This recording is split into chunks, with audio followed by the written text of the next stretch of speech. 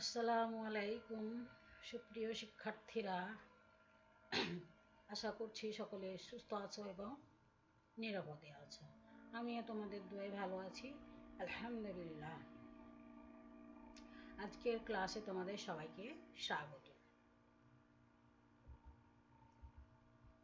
উপস্থাপনায় আমি মোসাম্মদ সেলিনা খাতুন, সহকারী শিক্ষক, নূর কাজী হালিমিয়া মহিলা মাদ্রাসা, ফটিকছড়ি, চট্টগ্রাম। অষ্টম শ্রেণী বাংলা প্রথম পত্র নিয়ে আলোচনা করব। সুপ্রিয় শিক্ষার্থীরা, তোমরা সবাই বই খাতা কলম নিয়ে লাইভ ক্লাসের সামনে হাজির হয়ে লাইভ ক্লাসটি দেখো। সুপ্রিয় শিক্ষার্থীরা, তোমরা স্ক্রিনে লক্ষ্য করো, ছবিতে আমরা কি কি শিল্প দেখছি। এখানে আমরা দেখছি নকশি কাঁথা, তারপরে মৃৎশিল্প, লোকশিল্প, চারুশিল্প, ভাস্কর্য, কারুশিল্প। নানা আঙ্গিকের শিল্প, এখানে বিভিন্ন ধরনের শিল্প আছে, লোকশিল্প, চারুশিল্প, ভাস্কর্য শিল্প, কারুশিল্প। এগুলো হচ্ছে নানান আঙ্গিকে শিল্প। সুপ্রিয় শিক্ষার্থীরা, তাহলে আমাদের আজকের পাঠের বিষয় হবে শিল্পকলার নানা দিক, মোস্তফা মনোয়ার শেষ অংশ। এর আগে আমি প্রথম অংশ ক্লাস নিয়েছি, ধারাবাহিকভাবে আজকে শেষ অংশ নিচ্ছি। সুপ্রিয় শিক্ষার্থীরা, তোমরা সবাই পাঠ শিরোনামটি তোমাদের খাতায় লিখে নাও। এই পাঠে তোমরা আজকে যা যা শিখবে তা হলো, নতুন শব্দ বাক্যে প্রয়োগ করতে পারবে, শিল্পকলা নানা দিক গল্পের পঠিত অংশটুকু পৃষ্ঠা নং 55 এবং 56 শুদ্ধ উচ্চারণও পড়তে পারবে। শিল্পকলার স্বরূপ ব্যাখ্যা করতে পারবে। শিল্পকলার নানা দিক প্রবন্ধের আলোকে সৌন্দর্য বোধের ধারণা বিশ্লেষণ করতে পারবে। সুপ্রিয় শিক্ষার্থীরা, আমি তোমাদের আদর্শ পাঠ পড়ে শোনাচ্ছি। তোমরা তোমাদের বই পাঠ্যপুস্তক দেখে তোমরা বইয়ের পৃষ্ঠার সাথে আমার বইয়ের পৃষ্ঠা মিলিয়ে নাও। আমি আজকে 55 এবং 56 পৃষ্ঠা তোমাদের পড়াবো। এখানে দেখো যে আমাদের প্রাত্যহিক জীবনে কত রকম জিনিস প্রয়োজন হয়। মাটি বাটি থেকে বিছানাপত্র, শুধু প্রয়োজন মিটলেই মানুষ খুশি হয় না। মানুষের মন বলে প্রয়োজন মিটলে হবে না, তাকে সুন্দর হতে হবে। যেমন নকশি কাঁথা, রাত্রে বিছানার গায়ে দিয়ে শোয়ার জন্য একটি সামগ্রী, সেটা তো সুন্দর অসুন্দর হওয়া প্রয়োজন নেই, কিন্তু এই প্রয়োজনের জিনিসকে সুই আর রঙিন সুতা দিয়ে অপূর্ব নকশা করে সাজিয়েছে গায়ের পুতুরা। নকশি কাঁথা দেখলেই সুন্দর লাগে, জিনিসটির প্রয়োজন কথা মনে পড়ে না। এই কারণেই সকল জ্ঞানী মানুষ বলেন, সব সুন্দরী সরাসরি প্রয়োজনের বাইরে। প্রয়োজনের কাজ মিটল তো শরীরকে তৃপ্ত করলো, আর প্রয়োজনের বাইরে যে সুন্দর তা মনকে তৃপ্ত করলো। অর্থাৎ প্রয়োজন আর অপ্রয়োজন মিলিয়ে মানুষের সৌন্দর্যের আশা পূর্ণ হয়। এবার শিল্পকলা নিয়ে সংক্ষিপ্ত করে কিছু বলা যাক। কিছু ছবি আঁকা। বিশ্বের সকল দেশের শিশুরা ছবি আঁকে। বাংলাদেশেও ছোটরা খুব সুন্দর ছবি আঁকতে পারে। ছবি আঁকা মানে দেখা শেখা। ছোটরা প্রকৃতিকে দেখে, মা বাবা ভাই বোন মিলে একটা সমাজকে দেখে। প্রতিদিনের দেখা বিষয়বস্তু, রং গড়ন, আকৃতি শিশু মনের কল্পনার সঙ্গে মিলেমিশে যায়। নানা রকম গল্প শুনে, দেশের কথা শুনে, কবিতা ছড়া শুনেও শিশু মনে ছবি তৈরি হতে থাকে। এই সকল দেখা অদেখা বস্তু নিয়ে শিশুরা ছবি আঁকে, কল্পনা বাস্তব মিলে নিজেদের মনের কথা প্রকাশ করতে শেখে। সকল শিল্পকলার মধ্যে কতগুলি মূল বস্তু থাকে, যেমন বিন্দু, রেখা, রং, আকার, গতি বা ছন্দ, আলো ছায়া, গাঢ় হালকা সম্পর্ক ইত্যাদি। এই সকলের মিলেই হয় ছবি বা ভাস্কর্য। আর আছে মাধ্যম, অর্থাৎ কোনো মাধ্যমকে শিল্প সৃষ্টি হয়েছে। যে কোনো মাধ্যম দিয়ে একটা মাধ্যম লাগে, সেই মাধ্যমে শিল্প সৃষ্টি হয়েছে। চিত্রকলার মাধ্যম হলো কালি কলম, জল রং, পেস্টেল রং, তেল মিশ্রিত রং ইত্যাদি। ছোটদের মনে প্যাস্টেল ও জল রং ব্যবহার করা সহজ হয়। বাংলাদেশের পুরো কালে জল রং দিয়ে ছবি আঁকত শিল্পীরা। পুরাতন পুঁথিকে তালপাতার আঁকা ছবির বহু নিদর্শন আছে। বর্তমানেও জল রং অত্যন্ত প্রিয়, তবে এখন আর কেউ তালপাতা আঁকে না, কাগজে আঁকে। ভাস্কর্য নরম মাটি দিয়ে কোনো কিছু রূপ নেওয়া বা শক্ত পাথর কেটে কোনো গড়ন বানানো বিশেষ এক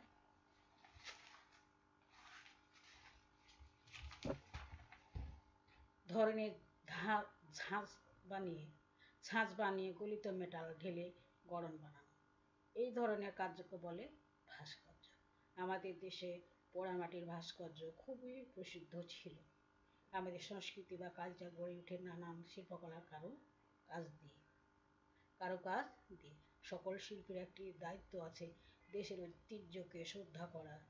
বাংলায় একটি কথা আছে, কালি কলম মন লেখে তিনজন। কালি মানে দেশের ঐতিহ্য, হাজার বছর প্রবাহিত কালি।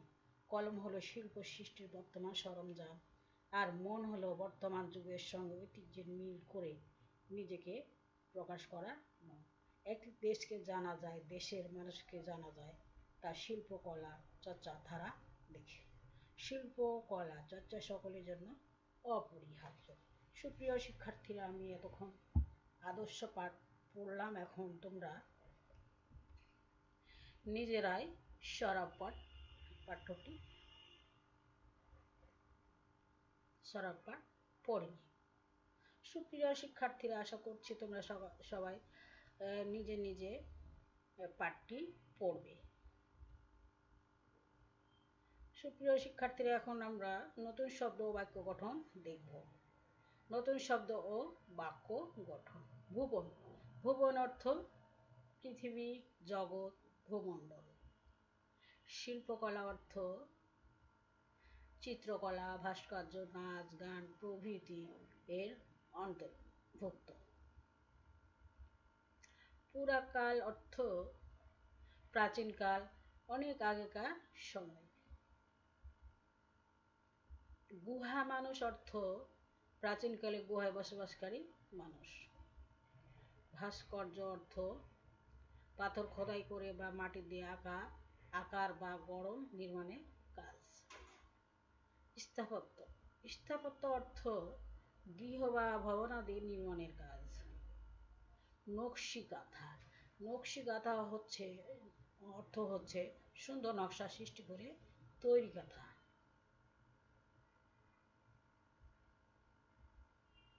সুপ্রিয় শিক্ষার্থীরা, এতক্ষণ পর্যন্ত আমরা যে পাঠ পড়লাম, সে পাঠের ভিত্তিতে তোমাদের একটি ছোট্ট একক কাজ দেব। সেই একক কাজটি তোমরা খাতায় লিখে নাও। একক কাজটি হলো শিল্পকলা, পুরাকাল, গুহা মানুষ, স্থাপত্য শব্দগুলো দিয়ে একটি করে বাক্য তৈরি করো।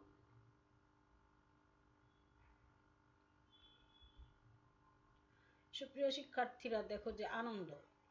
রূপ, রস, শব্দ, স্পর্শ, গন্ধ ইত্যাদির সাহায্যে সকল ইন্দ্রিয়ের সাহায্যে আনন্দের উপলব্ধি। এখানে দেখো যে আনন্দ হয় ইন্দ্রিয়, রূপ, রস, শব্দ, স্পর্শ এবং গন্ধ, এগুলোর সাহায্যে কি হয়? সকল ইন্দ্রিয়ের সাহায্যে আনন্দে উপলব্ধি হয়। সুপ্রিয় শিক্ষার্থীরা, দেখো শিল্পকলা। এখানে দেখতে পাচ্ছ যে শিল্পকলা একজন মানুষের আনন্দকে সুন্দর করে অন্য মানুষের মধ্যে বিস্তার করার মাধ্যম হলো শিল্পকলা।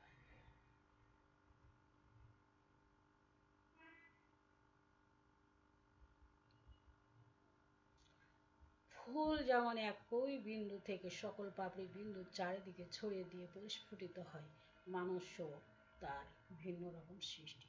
সকলের মাঝে শিল্পকলার মাধ্যমে স্বাধীনভাবে বিতরণ করে নিজের প্রতিভা সৃজনশীলতা বিকশিত করে। এখানে তোমরা লক্ষ্য করছো যে পাপড়ি ফুল যেমন ছোট থেকে একই বৃন্দ থেকে কি হয়, পাপড়ি তৈরি হয়। চারিদিকে সেই পাপড়িগুলো ছড়িয়ে কি করে, পরিস্ফুটিত হয়। মানুষও তা সেই রকম সৃষ্টি, ভিন্ন রকম সৃষ্টি। সকলের মাঝে শিল্পকলার মাধ্যমে স্বাধীনভাবে বিতরণ করে নিজের প্রতিভাকে সৃজনশীলতা বিকশিত করে। কয়েকজন বিখ্যাত শিল্পী, এখানে দেখো যে যামিনী রায় 1887 থেকে 1972 সাল পর্যন্ত। তারপরে দেখো যে পাবলো পিকাসো 1881 থেকে 1973 সাল পর্যন্ত। ভিনসেন্ট ভ্যান গো 1853 থেকে 1890 পর্যন্ত। তারপরে দেখো যে নন্দলাল বসু 1882 থেকে 1966 সাল পর্যন্ত। শিল্প আচার্য জৈনুল আবেদিন 1914 থেকে 1976 সাল পর্যন্ত। এবং শিল্পী এস.এম. সুলতান 1923 থেকে 1994 সাল পর্যন্ত। এই কয়েকজন শিল্পী আমরা দেখলাম জীবনকাল এবং কাজকর্ম, কয়েকজন বিখ্যাত শিল্পী। সুপ্রিয় শিক্ষার্থীরা, এখানে দেখো যে এস.এম. সুলতানের আঁকা গোলা ভরা ধান, গোয়াল ভরা গরু আর পুকুর ভরা মাছের বাংলার একটি চিত্র। এখানে যে চিত্রটি দেখতে পাচ্ছ, এটি হচ্ছে কি এস.এম. সুলতানের আঁকা গোলা ভরা ধান। এগুলো হচ্ছে গোলা ভরা ধান, গোয়াল ভরা গরু আর পুকুর ভরা মাছ। এটি হচ্ছে কি বাংলা একটি চিত্র। সুপ্রিয় শিক্ষার্থীরা, এখন তোমাদের আমি একটি জড়াই কাজ দেব। সেই জড়াই কাজটি তোমরা তোমাদের খাতায় লিখে নাও। জড়াই কাজটি হলো শ্রেণীতে উপস্থাপন করা হয়েছে, অর্থাৎ আজকে যে ক্লাসটি নেওয়া হয়েছে এমন শিল্পী ছাড়া 5 জন শিল্পীর নাম জোড়ায় আলোচনা করো, আলোচনা করে লিখো। সুপ্রিয় শিক্ষার্থীরা, দেখো তোমরা, একজন শিল্পী তার শিল্পকলার মাধ্যমে আমাদের অন্তর্দৃষ্টিকে সম্প্রসারিত করে এবং কল্পনার পরিধি বাড়িয়ে দেয়। এখানে দেখো যে তোমরা দেখতে পাচ্ছ কবি কাজী নজরুল ইসলাম এবং বিশ্বকবি রবীন্দ্রনাথ ঠাকুর। তারপরে দেখো শিক্ষার্থীরা, এখানে আমাদের শিল্পের মধ্যে কতগুলো প্রয়োজনীয় বস্তু আছে, কতগুলো প্রয়োজনীয় বাইরেও বস্তু আছে। যেমন প্রয়োজনীয় বস্তু এখানে তোমরা দেখতে পাচ্ছ যে ফলাই। তারপরে প্রয়োজনীয় বস্তু, এগুলো হচ্ছে কি প্রয়োজনীয় বস্তু, এই যে বাঁশ দিয়ে তৈরি করা। তারপরে দেখো যে খেলনা জিনিসপত্র। তারপরে দেখো যে পাখা। তারপরে বিভিন্ন ধরনের ঝুড়ি আমরা দেখতে পাচ্ছি। উপরে যেগুলো দেখতে পাচ্ছি সেগুলো প্রয়োজনীয় বস্তু, আর নিচে যেগুলো দেখতে পাচ্ছি আমরা সেগুলো হচ্ছে প্রয়োজনীয় বস্তু এবং এর বাইরে সুন্দর, প্রয়োজন আবার দেখতেও সুন্দর। সব সুন্দর এই সরাসরি প্রয়োজনের বাইরে।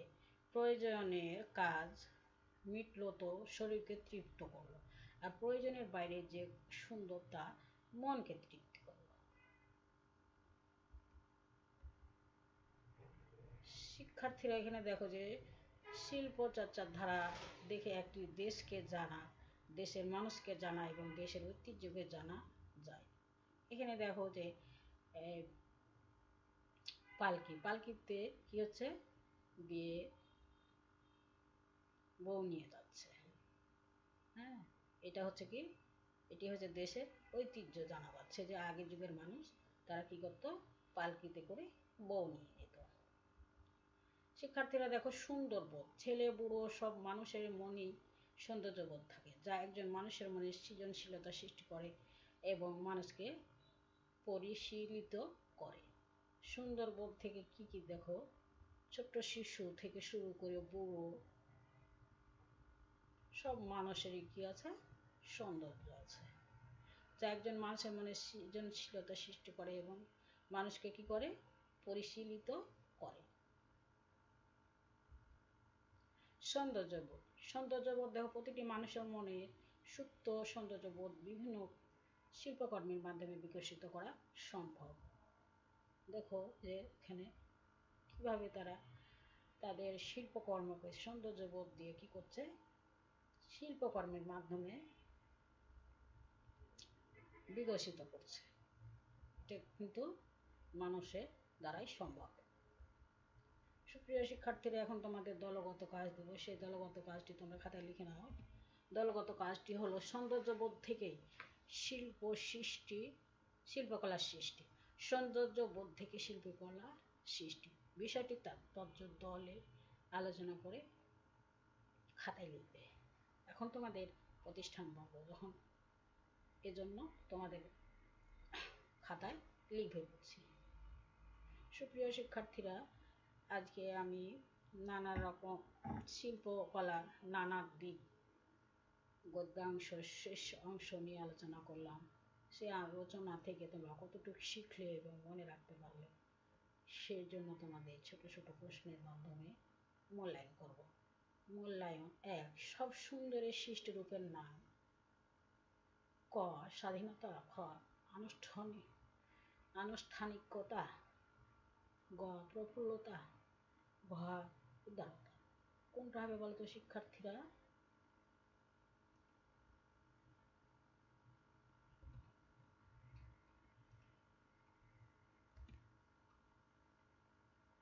উত্তর হবে স্বাধীনতা। তারপরে দেখো শিক্ষার্থীরা ২ নং প্রশ্ন, শিল্পকলার মূল সত্য কোনটি? ঐতিহ্য। ক, খ, আনন্দ। গ, সংস্কৃতি। ঘ, কারুকাজ। কোনটা হবে বলতো শিক্ষার্থীরা? উত্তর হবে আনন্দ। মূল্যায়ন ৩, সৃষ্টিশীলতা ও সৌন্দর্যবোধ প্রকাশ করার মাধ্যম হলো ১, চিত্রকলা। ২, ভাস্কর্য। ৩, সঙ্গীতকলা। নিচে কোনটি হবে বলতো শিক্ষার্থীরা? ক, ১, খ, ১ ও ২, গ, ২ ও ৩, ঘ, ১, ২ ও ৩। কোনটা হবে বলতো শিক্ষার্থীরা? নিশ্চয় তোমরা পারবে। উত্তর হবে ঘ, ১, ২, ৩। তারপরে দেখো শিক্ষার্থীরা, এখানে ৪ নম্বরে দেখো যে নন্দন তত্ত্বে সুন্দরকে কি বলা হয়? বিশ্লেষণ। ক, খ, উপলব্ধি। গ, বিশ্লেষণ ও উপলব্ধি। ঘ, ধ্বংস। কোনটা হবে বলতো শিক্ষার্থীরা? উত্তর হবে, সঠিক উত্তর হবে বিশ্লেষণ ও উপলব্ধি। সুপ্রিয় শিক্ষার্থীরা, এখন তোমাদের আমি একটি বাড়ির কাজ দেবো, সেই বাড়ির কাজটি তোমরা সবাই খাতায় লিখে নাও। খাতায় লিখে অনুশীলন করবে। বাংলাদেশের লোকশিল্পগুলো বাঙালির মনের সৌন্দর্যবোধের পরিচয় ব্যাখ্যা করো। সুপ্রিয় শিক্ষার্থীরা, এই বাড়ির কাজটি তোমরা খাতায় লিখে অনুশীলন করবে। যখন তোমাদের প্রতিষ্ঠান খুলবে তখন স্ব বিষয় শিক্ষককে দেখাবে।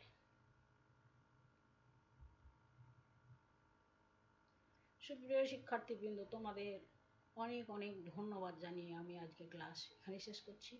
পরবর্তীতে তোমাদের সাথে আবার ক্লাস নিয়ে হাজির হব। সে পর্যন্ত ভালো থেকো, নিরাপদে থেকো। ধন্যবাদ।